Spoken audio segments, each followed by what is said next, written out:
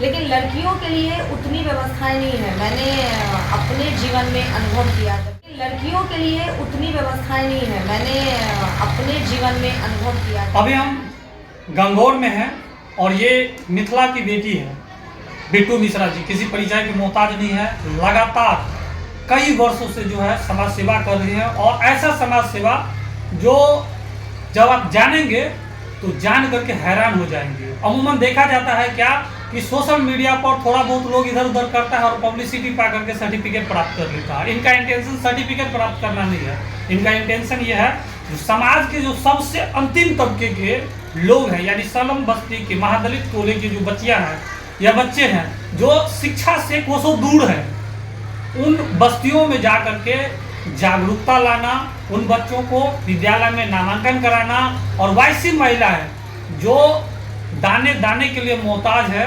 उनको जो है रोजगार मुहैया करवाने में बड़ा मदद करना।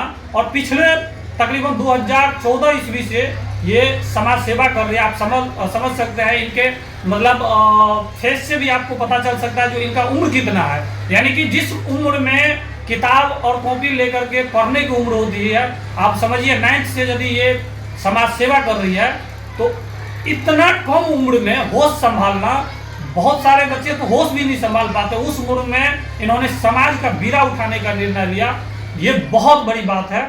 आइए हम इनसे जानना चाहेंगे जो कैसे इन्होंने समाज सेवा के क्षेत्र में आने का निर्णय लिया, क्या सोच करके समाज सेवा में आई। सबसे पहले आपका बहुत बहुत स्वागत है। बहुत बहुत धन्यवाद आपका और आपके दर्शकों का भी जो भी देख रहे हैं उनका बहुत बहुत स्वागत। जी बताइए बिट्टू जी, कैसे आप मतलब जिस उम्र में कॉलेज स्कूल जाने का उम्र होता है उस समय में आप स्कूल कॉलेज के साथ साथ समाज सेवा के क्षेत्र में आगे कैसे?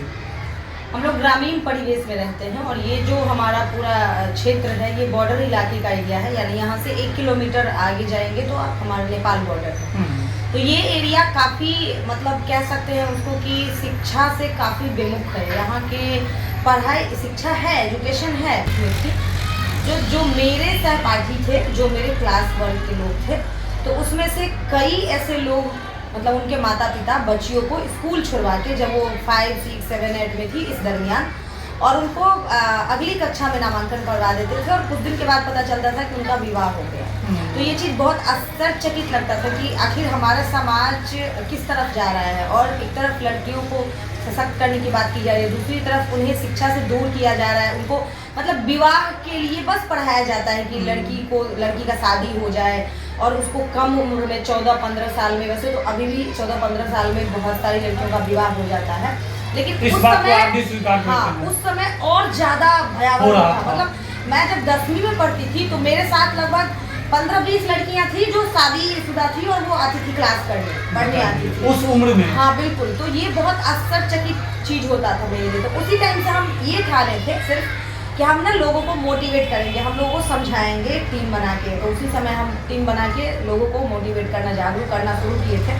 हालांकि उस समय मेरी उम्र कम थी, मैं खुद बच्ची थी, तो लोग बात को इग्नोर करते थे। तो हम लोग पेपर पे लिख के, जैसे होता था, मोबाइल फ़ोन तो उस समय था नहीं मेरे पास, तो पेपर पे लिख के गाँव सब में चिपका देते थे और लोगों को सूचना देते थे कि ये चीज़ गलत है। लड़कियों को भी पढ़ने का अधिकार है, उनको भी अच्छी माहौल में जीने का अधिकार है, शिक्षा उनका सबसे बड़ा, सबका अधिकार है शिक्षा।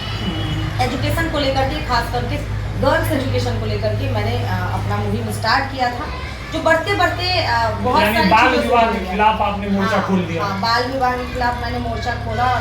ये कि बच्चों को पढ़ाना जरूरी है सबसे पहले, और शादी कम उम्र में शादी कितना वो है, तो ये सारी चीज़ हम लोग जागरूक करना हम लोगों ने स्टार्ट किया था। और बाकी अभी तो बहुत सारा मुहिम से हम लोग जुड़ गए हैं, मतलब हम लोग करना शुरू कर दिए हैं। अच्छा, आपकी संस्था भी है, क्या नाम है आपका संस्था? मिथिला जागरूकता अभियान फाउंडेशन, जो हम लोग 14 से तो काम करना शुरू किया और 2020 में जाके हम इसको रजिस्टर्ड कराए जब मैं 18 साल की थी। क्योंकि मैं खुद पहले मतलब वो थी, तो फिर जब मैं खुद 18 की हुई तो इसके बाद मैंने अपना ऑर्गेनाइजेशन रजिस्टर्ड। अच्छा, कितने क्षेत्रों में आप काम कर रहे हैं अभी?